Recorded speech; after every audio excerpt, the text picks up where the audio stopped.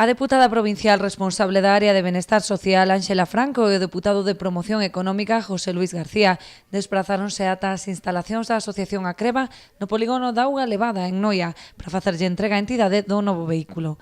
Trátase dun minibús adaptado de 18 prazas financiado integramente pola Deputación da Coruña. Coa adquisición deste vehículo, o ente provincial vende dar cobertura a unha demanda urxente da entidade que dá servizo a usuarios das comarcas do Barbanza e Muros Noia. Neste momento estaba presentando moitas dificultades cumplir co servicio de recolleita de usuarios porque, bueno, estas cousas hasta de agora e menos un bus ao 100% pago pola propia Diputación por primeira vez.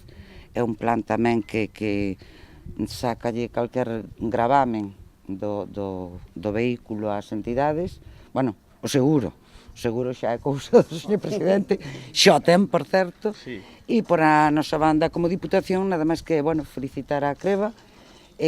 Sabemos da súa necesidade, da súa moita necesidade, porque, como sabedes, foi un plan que se fixo e non é un regalo político, é cubrir unhas necesidades reales. Ademais da recollida de usuarios para desplazarse aos centros de rehabilitación de Ribeira de Noia, a entidade poderá dar continuidade ao seu programa de ocio, con diferentes saídas e excursións.